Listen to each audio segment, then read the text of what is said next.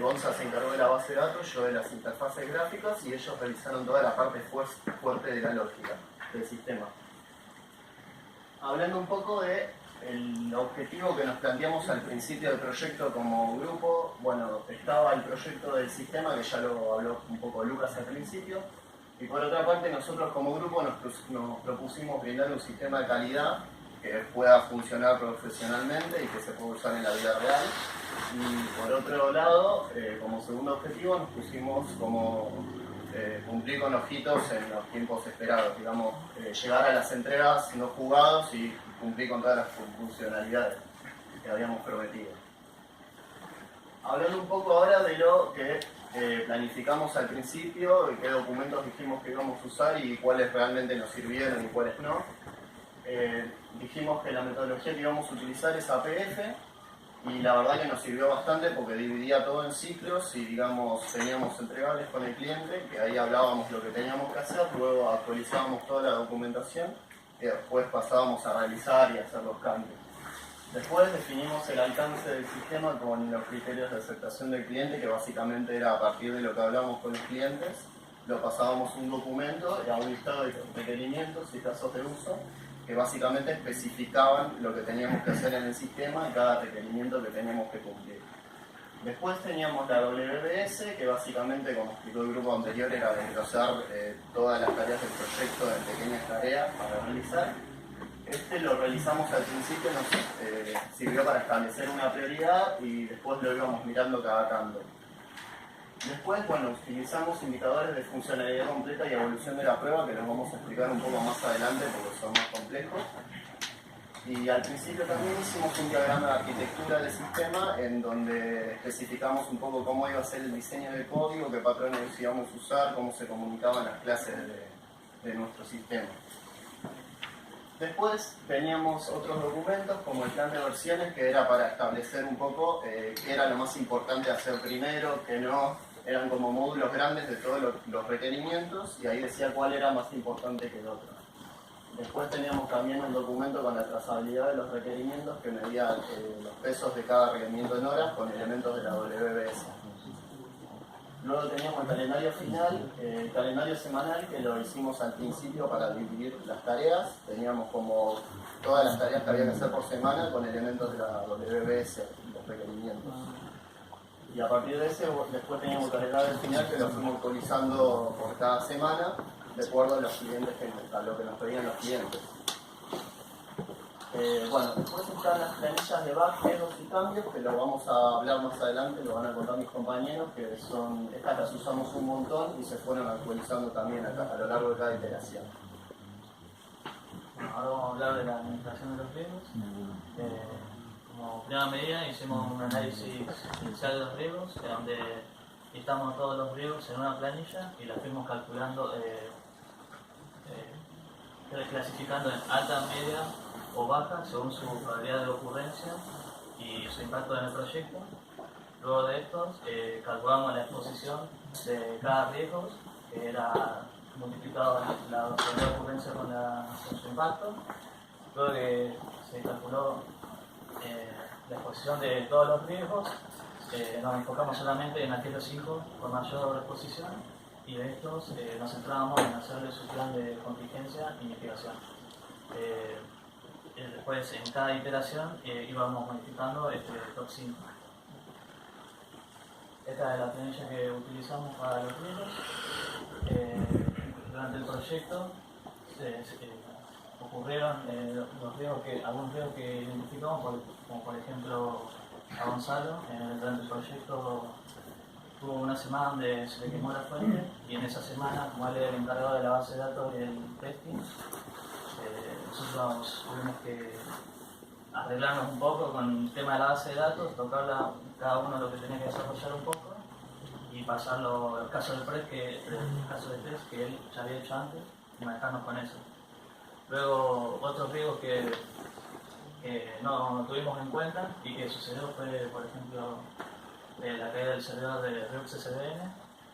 Cuando pasó, no sabíamos qué hacer, no lo teníamos controlado. Casualmente fue al final de cada entrega, ¿no? Que se caía. Lo anotamos Al principio le pusimos como baja probabilidad, pero después terminó ocurriendo más veces lo que pensamos. Siempre sobre el final las iteraciones. Sí.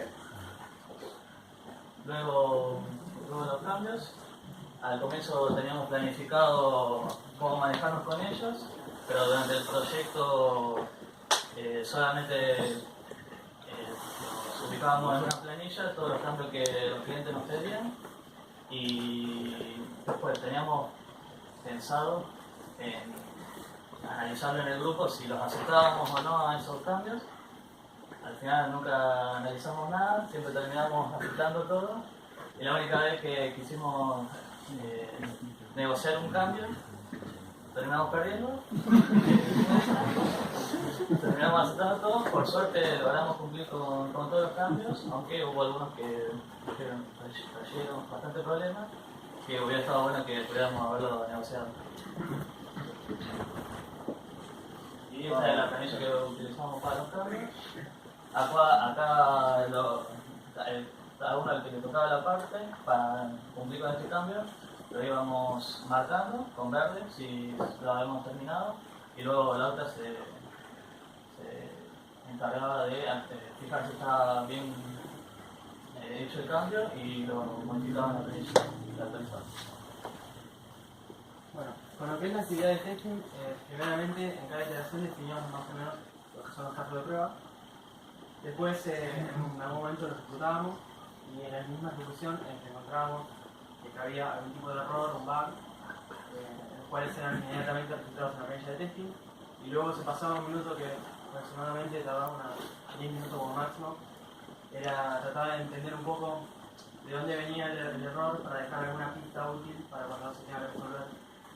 Y además para evaluar también un poco lo que es el impacto del verdadero que se tenía en el código, el impacto verdadero que se tiene en el sistema. Si en algún momento había un error que consideraba que era crítico y que además podía poner en peligro la funcionalidad entera, automáticamente pasaba a informarse del equipo. Teníamos los canales principales que teníamos eran por lo general WhatsApp, pero cuando estábamos en conferencias que ahora van a explicar, estaba el momento, estaba en conferencia, pasaba el momento de todo, porque se tenía que resolver inmediatamente para evitar problemas futuros. Después con lo que es la corrección de bugs, los que no eran críticos estaban todos volcados en la planilla y en un momento cuando los desarrolladores tenían un tiempo, pasaban, miraban, ojeaban un poco la planilla y resolvían sus errores y los marcaban con colores, cada uno en un color que indicaba a cada miembro. Después yo cada tanto miraba la planilla y veía si había algo nuevo y si veía algo nuevo me fijaba si estaba resuelto. Estaba resuelto, lo ponía cerrado y ponía el responsable que llevaba. Esto más o menos es la planilla de testing. Tiene muchas columnas, la más importante es la descripción. En la descripción ahí yo volcaba toda la información que era más o menos qué es cómo llegué a ese error o cuál es el error, escribía un poco lo que era el error. Y si encontraba en algún momento, tenía una pista de por dónde podía llegar a andar, también volcaba información acá. Después bueno, tenía su categoría, que eran críticos, medios y bajos, y tiene sus demás. Bueno, para medir el avance del proyecto utilizamos funcionalidad completa, que básicamente era cada requerimiento tenía un peso, entonces a medida que ya estaba desarrollado y testeado, ese peso lo reflejábamos en ese porcentaje, en el indicador de avance. Acá están los números por semana y si lo vemos en el gráfico, acá podemos ver en la línea roja, que es la de desarrollo, que al principio no llegábamos a desarrollar todo lo que habíamos planificado al principio, que es la línea azul del baseline. Esto era porque no llegábamos a cumplir con todo lo que nos habíamos propuesto, porque por ahí para las primeras entregas, como no sabíamos negociar muy bien, nos proponíamos demasiadas cosas. También Gonza tenía poca disponibilidad horaria y por eso no había tanto testeado, que es lo que refleja la línea amarilla, que es lo aprobado por el testing. Por ejemplo, acá, en esta curva que se ve, fue la semana que a Gonza se le quemó la fuente, entonces no testeó demasiado. Y quedó bastante por debajo del desarrollo. Luego, en las últimas semanas, como que nos pudimos ajustar más con el tema de la negociación y también le metimos más pata al desarrollo en las últimas 4 semanas y se ve que ahí logramos superar lo que nos habíamos planificado que íbamos a desarrollar. Digamos, desarrollamos más de lo que habíamos planeado, porque agregamos nuevas funcionalidades por ahí que no estaban previstas, y también a lo último vemos que pudimos equilibrar el testing.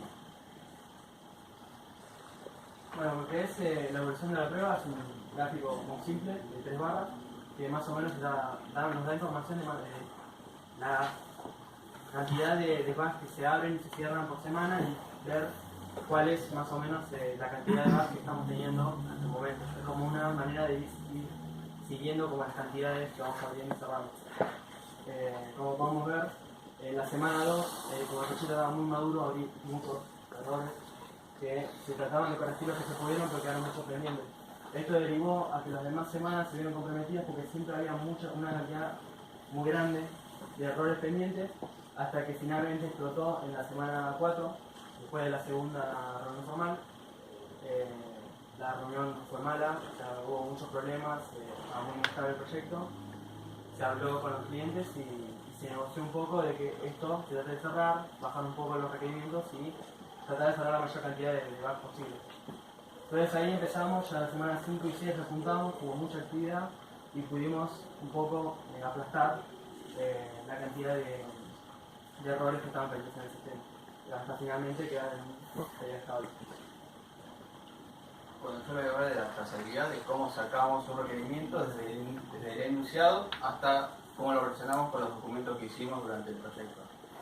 La parte de arriba, ese es un fragmento del enunciado que básicamente lo que dice que quiere que se registre una internación de una persona. Bueno, sacamos como un requerimiento de personal de internación debe poder ingresar al sistema a los pacientes que deben ser internados al hospital. Así es muy ambiguo, por lo que necesitamos poder detallarlo un poco más. Y sacamos como detalle, viendo de vuelta el enunciado, usted puede visualizar los pacientes que están en internación y un montón de ahí como están escritos. Pero como lo hicimos en una etapa muy temprana del proyecto, por ahí no entendimos muy bien cómo era el requerimiento en sí, por lo que cuando llegó el momento para realizarlo, tuvimos que consultarlo y por ahí cambió un poco el requerimiento o había más requerimientos que se relacionaban con este. Este es el requerimiento con la WBS, como vemos, con los elementos que contenía, que pensábamos que contenía en un comienzo, pero como lo hicimos en una etapa muy temprana no lo habíamos visto muy claro todavía el requerimiento. Pero si lo hacemos hoy en día debería contener más elementos. Por ejemplo, nosotros pensábamos que que se relacionaba más con una tabla paciente, pero nosotros entendíamos que, por ejemplo, cuando ingresábamos una internación, el paciente se registraba ahí como si fuera un paciente más. Pero en realidad lo que el cliente quería es que estuvieran todos los pacientes y que al paciente se registrara en la internación. Y este es con el calendario, cómo pensábamos en qué época le íbamos a realizar durante el proyecto, durante el desarrollo. Esta era la tercera entrega que íbamos a mostrar al cliente y estimábamos una hora de, tenemos ya 20 horas de requerimiento, en realidad nos llevó mucho más, también lo estimamos mal eso, tuvimos problemas de estimaciones generalmente. Y también ese es una pequeña muestra, bueno, como dijo Gonzalo, de la planilla de bugs, que muestra bugs de requerimiento, uno leve, grave y medio, que generalmente afectaban en la funcionalidad o cómo se quería que funcione el requerimiento.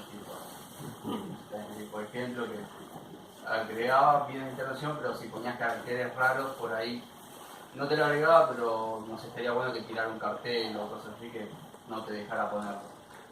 Y que las situaciones qué es lo que el cliente esperaba para que estuviera bien hecho el requerimiento y que a ella le gustara.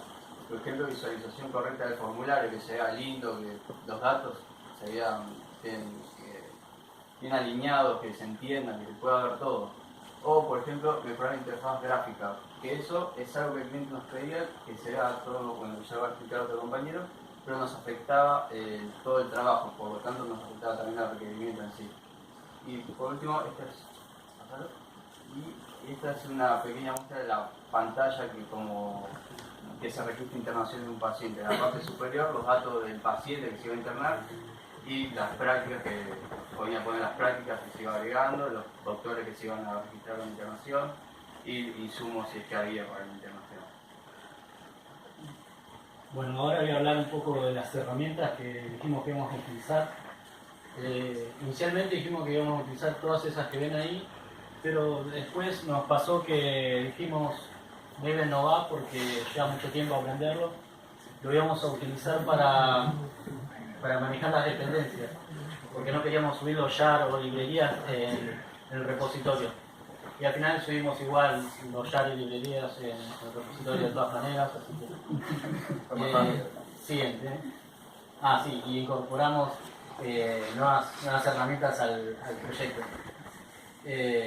MySQL Workbench, después usamos ver un diagrama para diseñar la base de datos y utilizamos TeamSpeak, que es para hacer video, no conferencias, ¿no? Sí.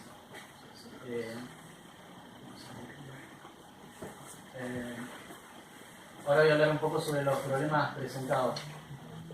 Más que nada los problemas vienen del lado de la interfaz gráfica, porque nosotros íbamos diseñando, íbamos creando la aplicación y cada funcionalidad estaba contenida en una ventanita pequeña. Entonces eran un montón de ventanitas con formulario y todo. Y llegó un momento que el cliente nos pidió que lo pasemos a pantalla completa. Entonces fue todo un lío, porque llevó mucho tiempo. Tomamos la decisión de delegar esta tarea en un compañero, en el Lautaro, para que investigue y vea cómo se hace todo esto. Así que llegamos a una decisión, pasamos las ventanas a paneles y todos esos paneles a una única ventana. Entonces era una única ventana cambiando como de vista, ¿no? Después, y bueno, eso fue como solucionamos un poco. Las lecciones aprendidas. Bueno, por empezar, tuvimos... sí, sobre el diseño. Bueno, el buen diseño y el uso de patrones de diseño nos ayudó un montón a encontrar errores y poder cambiarlos. También nos ayudó mucho con el tema de los cambios, para poder cambiar rápidamente o que no afecte a tantas partes. Después, a ver. También es muy útil fue el uso de herramientas, de framework. Nos solucionó la vida, como el tema de Workbench, que hacíamos el diagrama y lo pasaba a una base de datos. También que la negociación fue fundamental, la verdad. Eso es lo que aprendimos porque nos fue muy mal, pero bueno. A las malas, ¿no? A las malas. Bueno. También una buena distribución de las tareas ayuda mucho. En este caso hicimos una distribución de tareas por funcionalidades. Esto es para evitar la sobrecarga y que bueno, cada uno se sienta a gusto con lo que está haciendo. Y nada, eso es Ahora todo. vamos a la demo.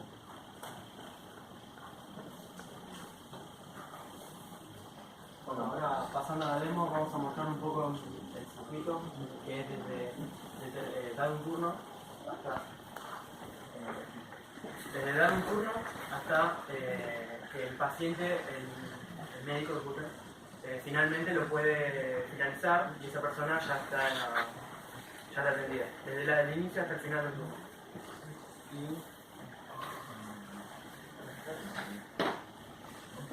Arrancando el sistema, esta es la pantalla principal, está muy chiquita por el tema del zoom, pero acá tenemos botones arriba, podemos utilizar diferentes tipos los diferentes funcionalidades del sistema con esto. Vamos a ver la interfaz de gestión de turno, vamos ahí. Esta es la planilla principal de los turnos. Acá están toda la información de los turnos, el paciente, el médico, la fecha, las prácticas que está realizando, todo, de todos los turnos que están vigentes en el sistema. Esta pantalla nos permite filtrar por tenemos dos tipos posibles. Tenemos el DNI, que es para buscar un paciente en particular, queremos ver todos los turnos de un paciente. Entonces podemos filtrar y aparecen solamente los DNI, los turnos que tiene este paciente. No está saliendo el DNI. Bueno, ahí tenemos, esos son los 3 turnos que tiene el paciente que empieza con TD millón. Mientras que va escribiendo, va filtrando y va tocando coincidencias. El segundo filtro es por fecha, vos seleccionás una fecha en particular y me va a decir todos los turnos que se dieron en esa fecha. Ahí seleccionamos el 12 y ahí el 12 se terminó solamente este turno. Bueno, vamos a pasar, vamos a agregar un turno. Vamos a asignar turnos, vamos a asignar un turno a alguien en particular para mostrar, vamos a mostrar una funcionalidad. Ahora vamos a escribir el DNI. Cuando se presiona Enter se cargan todos los datos de la rosa arriba. Se pueden asignar las prácticas.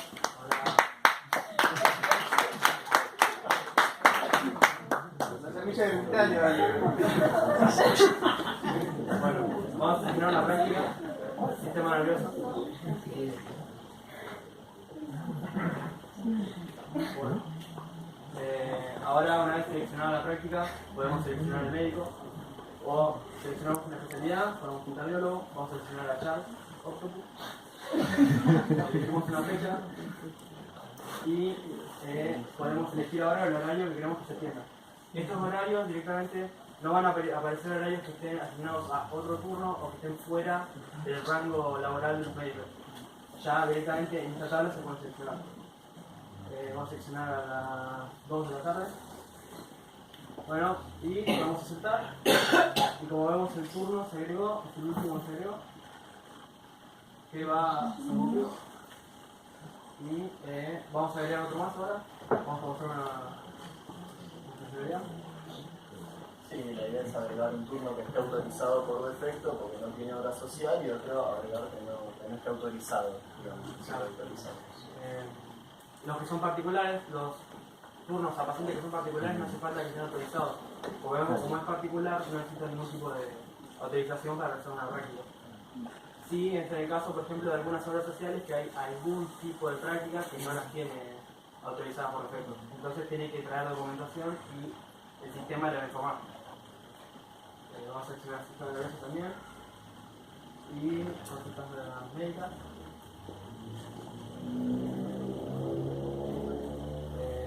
Volvemos a datos de siempre. Vamos a usar la chat. Vamos a elegir un horario. Como vemos, el turno de las 2 que fue asignado previamente no está apareciendo. Vamos a seleccionar el otro, a los 2 segundos. Podemos ver que esta obra social hace un descuento en la práctica, son de 1.120 pesos. Y dándolo todos los datos totales, el total junto con el descuento, y ese es el precio total, es el que tendría que pagar el cliente, el paciente. Bueno, vamos a aceptar. Se agrega el segundo turno y como vemos no está autorizado. O sea, este turno no va a poder pasar a lista de espera para que lo atienda un médico hasta que esté autorizado. Vamos a pasar, vamos a autorizarlo. Vamos a gestión de práctica. Estas son todas las, en esta planilla vemos todas las autorizaciones que tiene el paciente este, que en este caso no tiene ninguna. Vamos a cerrar nuevo. Bueno, ponemos un código, estos datos deberían estar en la misma autorización, todos estos datos que están acá, por lo que nos hicieron los clientes. Consulta médica, vamos a las prácticas, vamos a agregar el sistema nervioso con 2 sesiones y consultas médicas. Ya está. Ahora vamos a autorizar, para autorizar tenemos el botón arriba, que es para autorizar. Ahí. Y como vemos, pasaron la práctica que estaba no autorizada pasó a autorizada. Y como no hay ninguna acá, ahora cuando salgamos va a aparecer el turno, va a estar autorizado y va a poder seleccionar.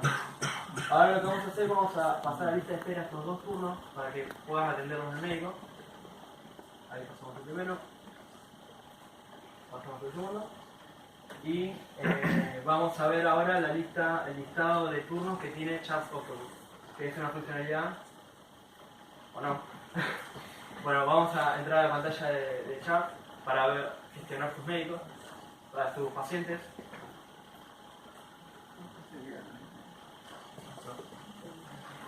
Ahí está.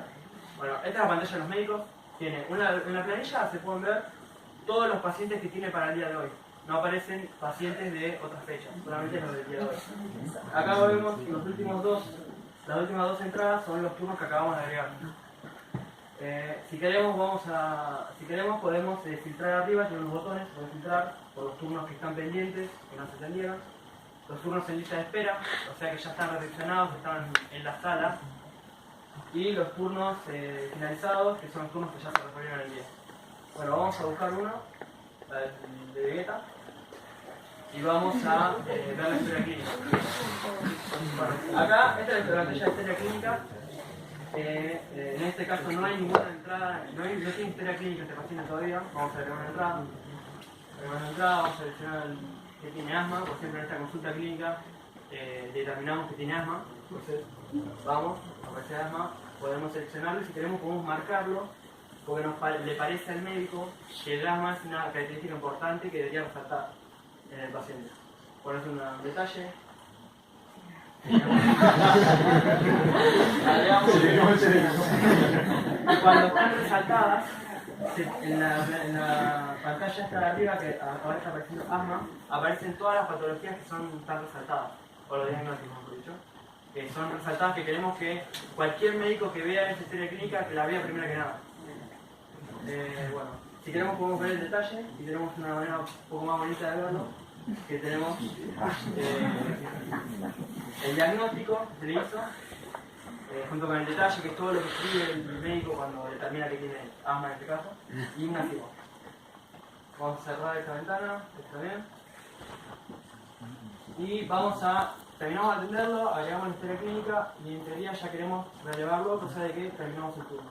Tenemos un botón abajo que finaliza el turno, apretamos, dice que se le dio con éxito y ahora este paciente ya estaría fuera de la sala y ya estaría terminado el turno. Y ahí termina el ciclo.